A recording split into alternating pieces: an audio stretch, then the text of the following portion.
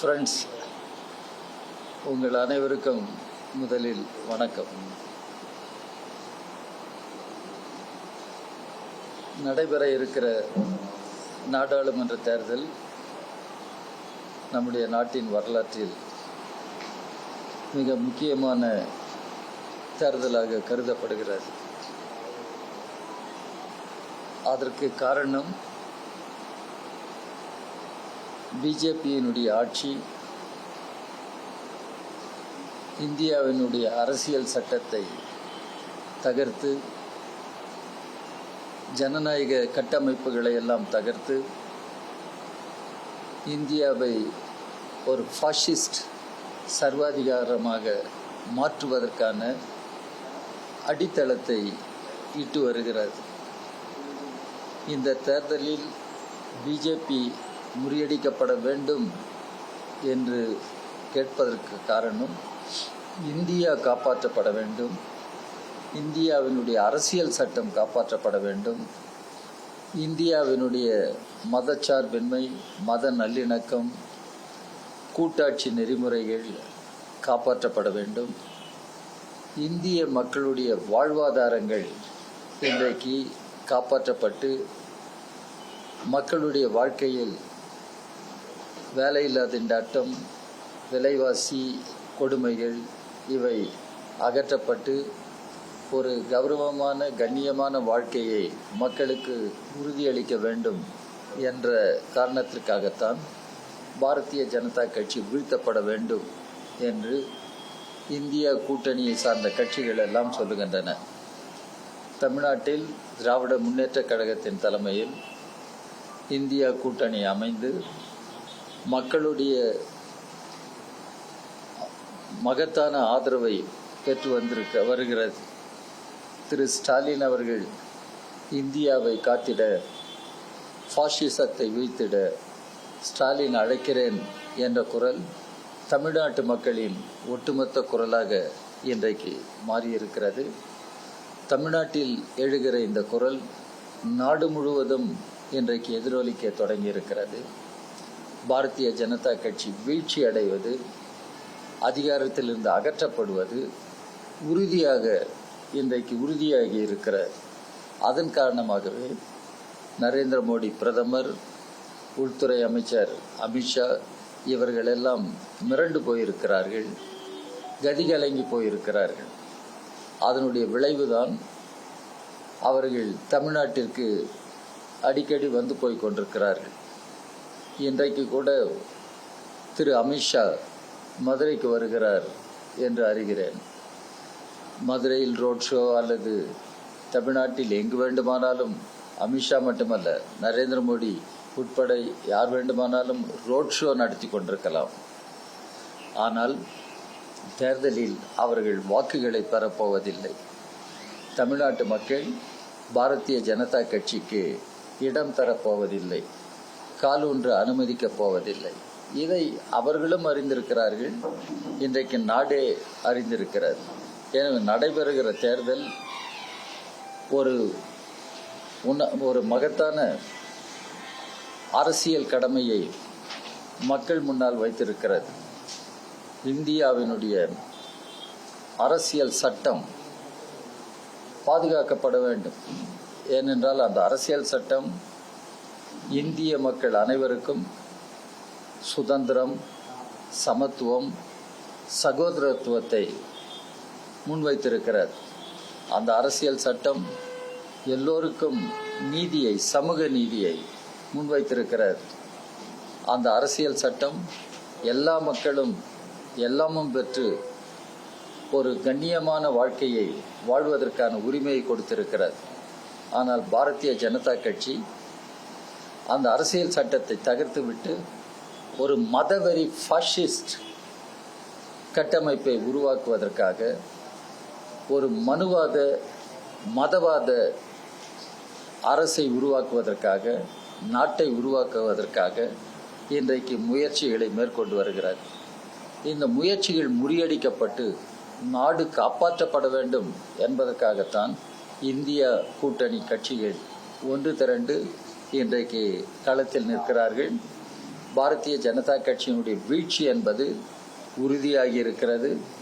அதனுடைய விளைவுதான் mister Modi, mister Amit Shah இப்படி ரோட் ஷோக்கள் நடத்துவது, அவர்கள் விரக்தியின் விளிம்பில் நின்று எதிர்க்கட்சிகளை தாக்குவது, எதிர்க்கட்சிகளின் மீது அவதூறுகளை பேசுவது, அபவாதங்களை முன்வைப்பது என்று நாம் பார்த்து கொண்டிருக்கிறோம்.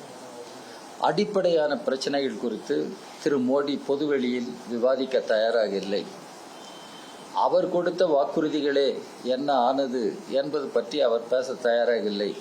அதற்கு மாறாக புதிதாக மோடி கேரண்டி என்று சத்தமிடுகிறாரே தவிர, கடந்த காலத்தில் அவர் கொடுத்த கேரண்டிகள் எல்லாம் என்ன ஆனது என்று நேர்மையாக மக்களிடம் எடுத்து சொல்லி மக்களிடம் மன்னிப்பு கேட்க தயாராக இல்லை.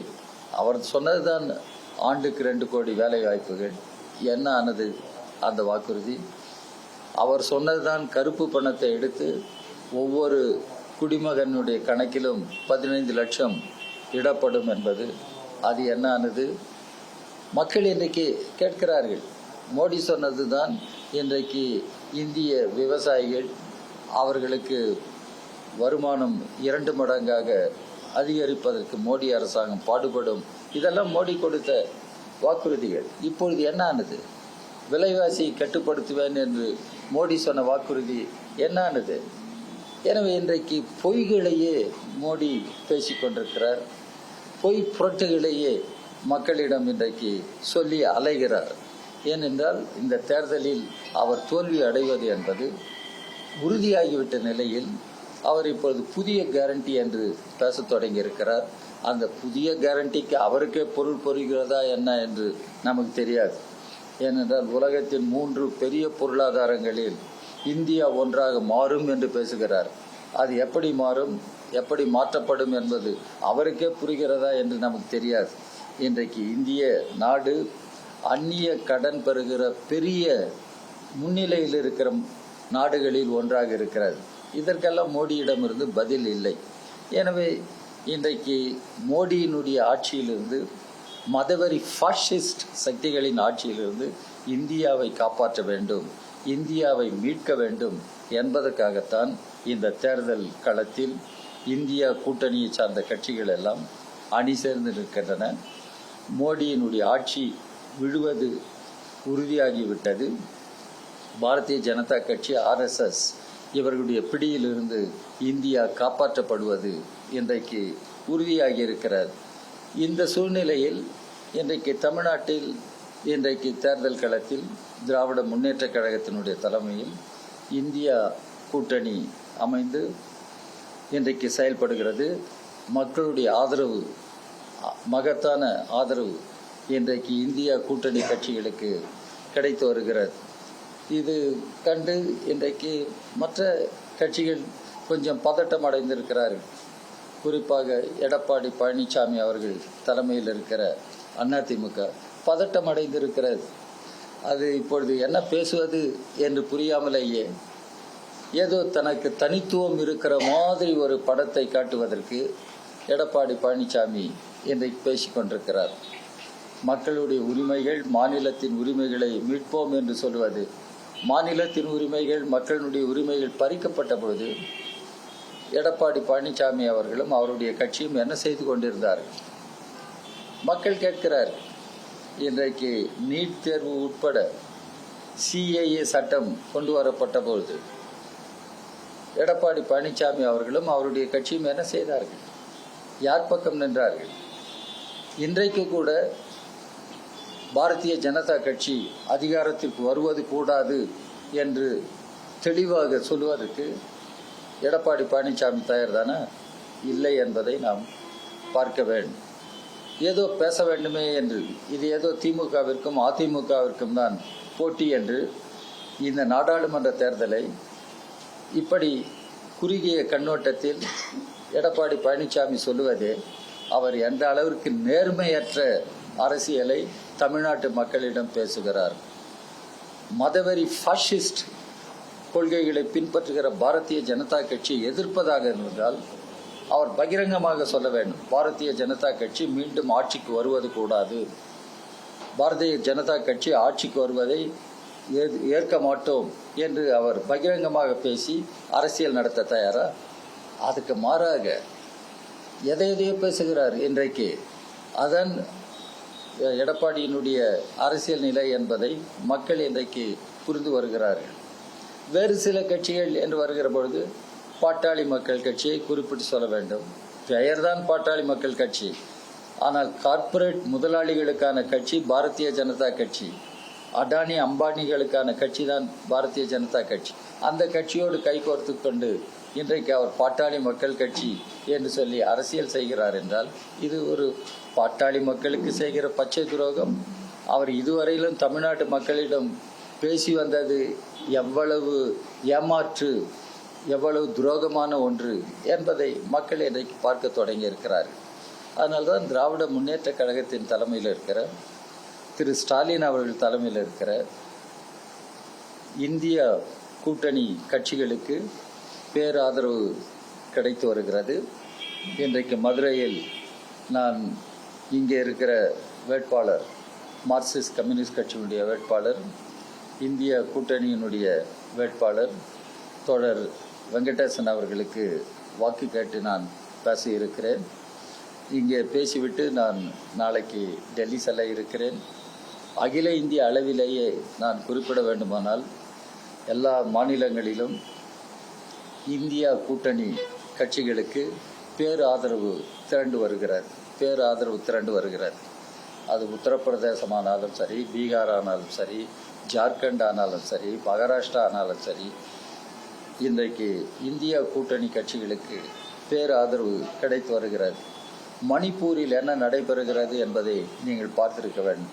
பாரதிய ஜனதா கட்சியால் அங்கு மக்களிடமே போக முடியாத ஒரு சூழல் ஏற்பட்டிருக்கிறது. மக்கள் அவர்களை விரட்டுகிறார்கள், அவர்களை ஏற்க தயாராக இல்லை.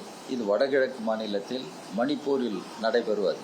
அதே போன்ற நிலைமைதான் வடமேற்கு பகுதிகளில், ஜம்மு காஷ்மீரிலிருந்து மற்ற மாநிலங்களில் உருவாகி வருகிறது. ஏனென்றால் பாரதிய ஜனதா கட்சி இந்தியா என்ற நாடு பன்முகத்தன்மை கொண்ட நாடு, பன்முக ஜனநாயக கட்டமைப்பை கொண்ட நாடு என்பதை ஏற்பதில்லை.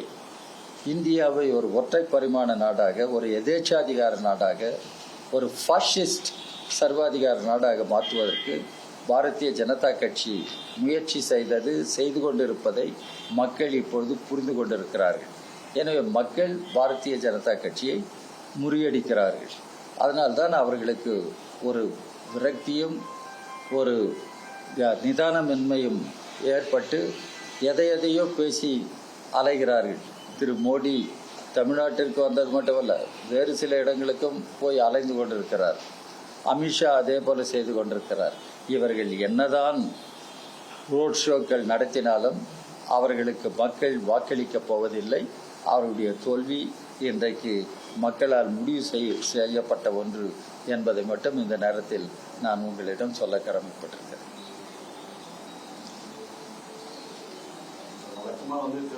தென் மாநிலங்கள்ல தான் கூட்டணி உறவா இருக்கிறதாவே பேசுகிறேன். பிரதமர் மோடி இந்த தேர்தல் பிரச்சாரங்களை தூக்குற மாதிரி 400 சீட்டை போனாங்க.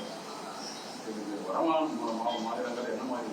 அதான் மோடி சொன்னார், என்டிஏ முழுவதற்கும் 400, பாரதிய ஜனதா கட்சிக்கு மட்டும் 370 என்று மோடி பேசுகிறார். ஆனால் இன்றைக்கு வட மாநிலங்கள் என்று எடுத்துக்கொண்டார். உத்தரப்பிரதேசத்தில் இப்பொழுது பிஜேபி ஆட்சி, மாநில ஆட்சி, யோகி ஆதித்யநாத் தலைமையில் இருக்கிற ஆட்சி. ஒன்றியத்தில் மோடி ஆட்சி. இதைத்தான் அவர்கள் டபுள் என்ஜின் கவர்மெண்ட் என்று பேசினார். ஆனால் இந்த டபுள் என்ஜின் கவர்மெண்ட்டினால் இன்றைக்கு டபுள் டிசாஸ்டர், மக்களுடைய துன்ப துயரங்கள் 2 மடங்காக அதிகரித்திருக்கின்றன என்று மக்கள் ஒப்புக்கொள்கிறார்கள். அதனால் உத்தரப்பிரதேசத்தில் அவர்கள் முன்பு பெற்ற எண்ணிக்கையை இப்போது பெற இயலாது. இளம் தலைவர்கள் அகிலேஷ் யாதவ் இவர்களெல்லாம் முன்கை எடுத்து அங்கே களத்தில் நிற்கிறார்கள். என பாரதிய ஜனதா கட்சி அங்கே வீழ்ச்சியை பெற இருக்கிறது. அதே போல பீகாரில் நிதிஷ்குமார் கட்சி மாறி போயிருந்தாலும் அங்கே இளம் தலைவராக இருப்பவர் தேஜஸ்வி யாதவ். அவருடைய தலைமையில் மகா கூட்டணி என்ற ஒரு கூட்டணி அமைந்து தொகுதி உடன்பாடு நடைபெற்று பீகார் மாநிலத்தில் பேரெழுச்சியை உருவாக்கி வருகிறார். வேலையில்லா திண்டாட்டம், விலைவாசி என்ற பிரச்சனைகளை முன்வைத்து தேஜஸ்வி யாதவ் இன்றைக்கு மக்களை திரட்டி வருகிறார். எனவே பீகார் மாநிலத்தில் பிஜேபி வீழ்ச்சியை பெற இருக்கிறார். அதே போல இன்றைக்கு மகாராஷ்டிராவில் அதே போன்ற ஒரு அரசியல் சூழல் உருவாகி இருக்கிறார். நீங்கள் வட மாநிலங்கள் எதை எடுத்துக்கொண்டாலும் அங்கே பிஜேபிக்கு பெரும் சரிவு ஏற்பட இருக்கிறார். அதன் காரணமாகத்தான் தென் மாநிலங்களில் ஏதாவது பெற வேண்டும் என்று அவர்கள் எல்லா விதமான தந்திரங்களையும் எல்லா விதமான தில்லுமுள்ளுகளையும் பயன்படுத்துகிறார்கள். அது வெற்றி பெறப்போவதில்லை. எனவே தான் பிஜேபி வீழ்ச்சி அடைய வேண்டும் என்று இந்தியா கூட்டணி சார்ந்த கட்சிகள் திட்டவட்டமாக தெரிவிக்கிறோம். இது சொல்லுவது ஏதோ ஒரு குறிப்பிட்ட கட்சி நலனுக்காக அல்ல, ஒரு குறிப்பிட்ட கட்சியினுடைய வெற்றிக்காக அல்ல. நாடு காப்பாற்றப்பட வேண்டும், ஜனநாயகம் காப்பாற்றப்பட வேண்டும், அரசியல் சட்டம் காப்பாற்றப்பட வேண்டும், மத நல்லிணக்கம் காப்பாற்றப்பட வேண்டும். எனவே இன்றைக்கு பாரதிய ஜனதா கட்சி அதிகாரத்திலிருந்து அகற்றப்பட வேண்டும், அகற்றப்படும் என்ற உறுதி இப்போது ஏற்பட்டிருக்கிறது. சார், அவங்க 400 அப்படின்னு ஒரு நேரட்டிவ் செட் பண்ணாங்கல்ல, அதே ஜோஷ்ல உங்க நேரட்டிவ் செட் ஆன மாதிரி தெரியல. அவங்க வரமாட்டாங்க மாதிரி உங்க நேரட்டிவ் செட் ஆன மாதிரி. He thinks he has set a narrative. That narrative has been proved to be bogus narrative, hyperbolic narrative. India alliance parties do not want to create such a narrative. India alliance parties are very close to the people and very true to the people, honest to the people. நீங்கள் மோடி சொல்வதை மக்களுக்கு நேர்மையாக அவர் சொல்லுகிறார் என்று எடுத்துக்கொள்ள முடியாது. ஆனால் India கூட்டணி கட்சிகள் நேர்மையாக மக்களிடம் பேசுகிறார்கள். மக்களிடம் நெருக்கமாக இருந்து பேசுகிறோம். மக்களுடைய சுக துக்கங்களில் கலந்து நின்று இன்றைக்கு நம்முடைய நாடு எப்படிப்பட்ட சவால்களை எதிர்நோக்கி இருக்கிறது என்பதை மக்களிடம் முன்வைத்து நாடு காப்பாற்றப்பட வேண்டும் என்ற உயர்ந்த நோக்கத்தை வைத்துதான் மக்களை அணுகுகிறோம். இது மக்களிடம் இன்றைக்கு எடுபடுகிறது.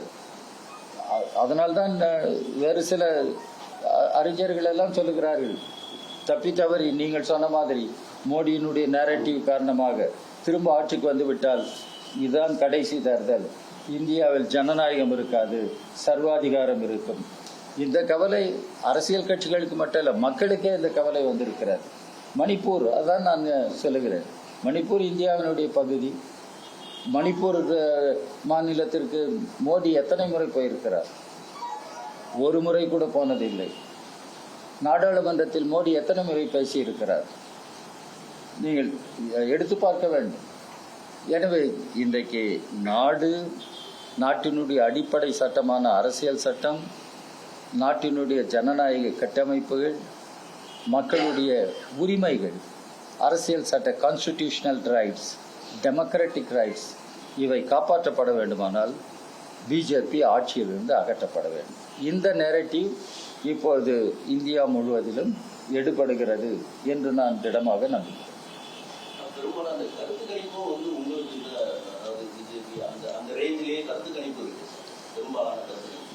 பெரும்பாலான சிறுபாலான கருத்து கணிப்பு என்பதை நடத்துபவர்கள் யார் என்று நீங்கள் தெரிந்து கொள்ள வேண்டும். இன்றைக்கு மீடியா, நீங்கள் எல்லாம் ஊடகத்துறையை சார்ந்தவர்கள், ஆனால் இன்றைக்கு மெயின் ஸ்ட்ரீம் மீடியா என்று எடுத்துக்கொண்டால் எலக்ட்ரானிக் சேனல்ஸ் உட்பட அவர்கள் திரும்ப திரும்ப எதை சொல்லிக் கொண்டிருக்கிறார்கள்? இது எல்லோருக்கும் தெரிகிறது. நாடாளுமன்றத்திலேயே இது எழுப்பப்பட்டிருக்கிறது. நாடாளுமன்றத்துக்கு வெளியில், இது பொது வெளியில் இது பேசப்படுகிறது. இன்றைக்கு media, money power, media power, இவற்றை பாரதிய ஜனதா கட்சி எப்படி பயன்படுத்துகிறது? இதை டெக்னிக்கலாக சொல்ல வேண்டுமானால் கம்ப்யூட்டர் பயன்படுத்துகிற பொழுது ஹைஜாக்கிங் தி ஃபேக்ட்ஸ், ஹைஜாக்கிங் இந்த வார்த்தை பயன்படுத்தப்படுகிறது. அதே போல மோடி மீடியாவை பயன்படுத்தி, சமூக வலைத்தளங்களை பயன்படுத்தி மக்களுடைய சிந்தனையை ஹைஜாக் செய்ய பார்க்கிறார். ஆனால் மக்கள் நிலையில் அது எடுபடாது. அது கம்ப்யூட்டரில் வேண்டுமானால் டேட்டாக்களை திருடலாம். ஆனால் நடைமுறையில் யதார்த்த வாழ்க்கையில் மக்களுடைய மனப்போக்கினை அப்படி திருடிவிட முடியாது. அதைத்தான் இன்றைக்கு மோடி அதை கண்டுதான் கலங்குகிறார். என்னதான் நேரட்டிவ் 400 370 என்று சொல்லுகிற பொழுது எதை வைத்து அவர் பேசுகிறார்? அதே இப்பொழுது கேள்விக்குறியாகிறது. என்ன ஆதாரத்தில் மோடி பேசுகிறார்? அப்படி என்றால் நம்முடைய தேர்தல் சுதந்திரமான நேர்மையான தேர்தலாக நடைபெறுமா என்ற ஒரு கேள்வியும் எழுகிறது. இல்லை என்றால் மோடி எப்படி how he can take the people for granted, how he can put the figure in such a strong way, அவர் சொன்ன மாதிரி such a narrative how he can make. அப்படி என்றால் தேர்தல் நேர்மையான சுதந்திரமான தேர்தலாக நடைபெற வேண்டும். எல்லா கட்சிகளுக்கும் லெவல் பிளேயிங் ஃபீல்டு இருக்க வேண்டும். இதை தேர்தல் ஆணையம் உறுதி செய்ய வேண்டும். அதனால்தான் இந்த தேர்தல் வாக்குகளை கூட விவிபேட் 100% எண்ண வேண்டும் என்ற கேள்வி வேண்டுகோள்கள் எல்லாம் உருவாகி இருக்கின்றன. எனவே இன்றைக்கு மோடி சொல்வது வெறும் எம்டி ஸ்லோகன்ஸ், நேரட்டிவ்ஸ். சப்கா சாத் சப்கா விகாஸ் என்று பேசினார் மோடி. அதே சப்கா பிரயாஸ் சப்கா விஸ்வாஸ் என்று அடுக்கி கொண்டு போனார். இதெல்லாம் மோடி அச்சாதீன் என்று பேசினார். எங்கே அந்த அச்சாதீன்? மக்கள் கேட்கிறார்கள், எங்கே அந்த அச்சாதீன் என்று.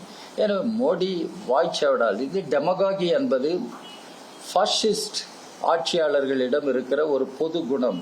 டெமகாகி ரெட்டாரிக்ஸ் என்பது உலகத்தில் எந்த நாட்டில் ஃபாசிஸ்ட் சர்வாதிகாரிகள் இருக்கிறார்களோ அவர்களெல்லாம் இந்த வார்த்தை சவடால்களில் ஈடுபடுவார்கள். அதான் மோடியும் இங்கே செய்து கொண்டிருக்கிறார். சார்